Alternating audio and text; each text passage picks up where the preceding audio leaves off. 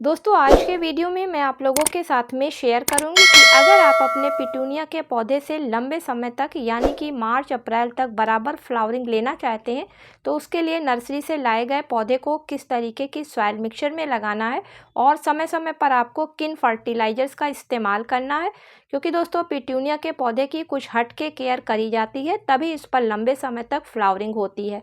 और पिटूनिया का पौधा सर्दियों में लंबे समय तक फ्लावरिंग करने वाला यानी कि गेंदे और गुलदाउदी की तरीके से एक फ्लावरिंग प्लांट है। तो चलिए देखते हैं कि किस तरीके से इसकी केयर करना है और किस तरीके से इसको फर्टिलाइज़र देना है। नमस्कार दोस्तों, आप सभी का अपने ही चैनल पर एक बार फिर से स्वागत है। तो चलिए दोस्तों वीडियो को स्टार्ट करते हैं। नर्सरी से लाने के बाद में या घर में बीजों द्वारा पौध तैयार करने के बाद में जब भी आप इनको गमले में लगाएं तो बहुत गहराई वाले गमलों में नहीं लगाएं, चौड़ाई वाले गमलों में लगाएं तो ये पौधे अच्छी तरीके से फैलते हैं और लंबे समय तक इन पर फ्लावरिंग भी होती रहती है। तो इनको ज़्यादा गहरे गमले की ज़रूरत इसलिए नहीं पड़ती है क्योंकि इन पौधों की जड़ें ऊपर की तरफ रहती हैं यानी कि सैलो रूट्स पाई जाती हैं इनमें। तो 8 से 10 इंच का गमला इस पौधे के लिए काफ़ी होता है। दोस्तों पिटूनिया के पौधे के लिए गमले का तो सिलेक्शन हो गया है। चलिए अब देखते हैं कि इसके लिए सॉइल मिक्सचर किस तरीके से तैयार करना है।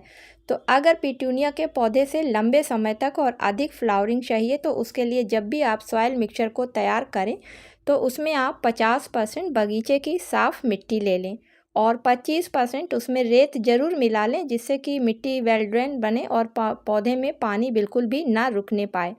इसके अलावा 25% आप इसमें वर्मी कंपोस्ट खाद को मिला लें और अगर वर्मी कंपोस्ट खाद आपके पास नहीं है तो फिर आप 25% गोबर की अच्छी सड़ी हुई खाद को मिला लें। सभी चीज़ों को अच्छी तरीके से आपस में मिक्स कर लें और फिर गमले में भर के तब आप पिटूनिया का पौधा लगाएं तो आपका पौधा काफ़ी अच्छी तरीके से ग्रोथ करेगा क्योंकि इस रेशियो में बनी हुई मिट्टी काफ़ी पोरस होएगी, साथ में वेल ड्रेन होगी और उस गमले में पानी बिल्कुल भी रुकने नहीं पाएगा क्योंकि पिटूनिया के पौधे को रुका हुआ पानी बिल्कुल भी पसंद नहीं है।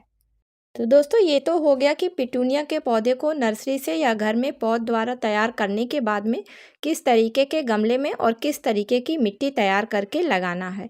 अब पिटूनिया के पौधे पर कुछ 5 ऐसी बातों का ध्यान रखना है कि उन बातों को ध्यान में रखकर अगर पिटूनिया के पौधे की देखभाल करी जाती है तो पिटूनिया के पौधे पर मार्च अप्रैल तक बराबर फूल आते रहेंगे, साथ में फूलों की संख्या भी काफ़ी अधिक होगी। तो दोस्तों फर्स्ट टिप्स के अंतर्गत पौधे के लिए धूप की किस तरीके की इसको धूप दिखानी है। तो ये पौधा पूरी तरीके से धूप वाला पौधा है, इसलिए पिटूनिया के पौधे को लगाने के बाद में छत पर या जहाँ पे भी आप रख रहे हैं ऐसी जगह पे रखें जहाँ पर इसको कम से कम 6 से 8 यानी कि पूरे दिन की धूप बराबर की मिलती रहे। सेकंड टिप्स के अंतर्गत पिटूनिया के पौधे में ओवर वाटरिंग कभी भी भूल के नहीं करनी है क्योंकि अगर पौधे पर ओवर वाटरिंग करी जाती है यानी कि लिमिट से ज़्यादा पिटूनिया के पौधे को पानी दिया जाता है तो इसके पौधे पर पत्तियां निकलती रहेंगी, पौधा घना होता जाएगा लेकिन उस पर फूल नहीं आएंगे। थर्ड टिप्स के अंतर्गत अगर आप चाहते हैं कि आपके पिटूनिया के पौधे पर अधिक संख्या में फूल आए तो दोस्तों उसके लिए सबसे पहले आपको जो पहले फूल आए हुए होंगे उनको आपको नाखूनों की सहायता से पिंच अप करना होगा यानी कि डंडी के पास से उनको हटा देना होगा। जब आप इस तरीके से करेंगे तो आप देखेंगे कि ठीक उसके नीचे से कुछ समय बाद 3 से 4 नई ब्रांचें निकल आई हैं और जब उन पर फूल निकल कर आएंगे तो उन फूलों को भी फूल जाने के बाद में आप वहाँ से हटा देंगे तो इस तरीके से फिर वहाँ से नई ब्रांचें निकलेंगी और आपका पौधा काफ़ी घना होता जाएगा।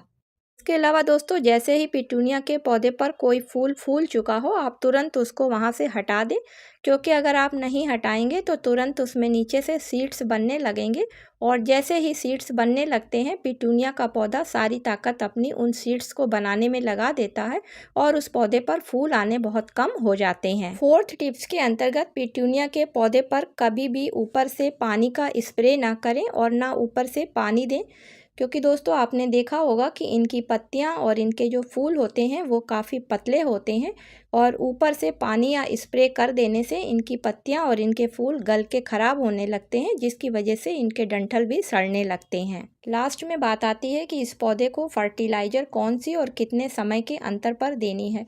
तो दोस्तों पिटूनिया के पौधे को बार बार फर्टिलाइज़र की ज़रूरत नहीं पड़ती है। जिस समय पौधा लगाया जाता है उसी समय इसकी मिट्टी में सॉलिड फर्टिलाइज़र मिला दी जाती है।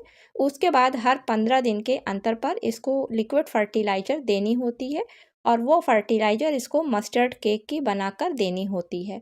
तो मस्टर्ड केक की फर्टिलाइज़र आप 15 दिन के अंतर पर अपने पिटूनिया के पौधे को देते रहें तो आपका पौधा काफ़ी अच्छी तरीके से ग्रोथ करता रहेगा। तो इस फर्टिलाइज़र को बनाने के लिए आप लगभग 50 ग्राम मस्टर्ड केक को ले लें और उसको 10 लीटर पानी में अच्छी तरीके से डाइल्यूट कर लें 2 दिन के लिए। उसके बाद फिर आप इसको गमले की मिट्टी में किनारे किनारे करके डालें तो आपके पौधे की ग्रोथ काफ़ी अच्छी होगी।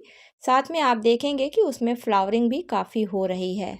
इसके अलावा अगर आपके पास समय नहीं है और आप ऑर्गेनिक फर्टिलाइज़र नहीं देकर अपने पौधे को केमिकल फर्टिलाइज़र देना चाहते हैं तो उसके लिए डीएपी सबसे बेस्ट फर्टिलाइज़र है। तो अगर आपका पौधा 10 इंच के गमले में या फिर 8 इंच के गमले में लगा हुआ है तो मिट्टी में किनारे की तरफ हर 15 दिन के अंतर पर 8 से 10 दाने आप डालते रहें तो भी आपका पौधा काफ़ी अच्छी तरीके से ग्रोथ करता रहेगा। साथ में उसमें लंबे समय तक फ्लावरिंग आती रहेगी। दोस्तों उम्मीद करती हूँ कि आज का वीडियो आप लोगों को पसंद आया होगा। अगर पसंद आया हो तो इसे ज़्यादा से ज़्यादा लाइक और शेयर करें और अगर चैनल पर पहली बार विजिट कर रहे हैं और आपको मेरा वीडियो पसंद आ रहा है तो सब्सक्राइब भी करें। मिलती हूँ किसी अगले वीडियो में किसी नई जानकारी के साथ में। तब तक के लिए दोस्तों हैप्पी गार्डनिंग।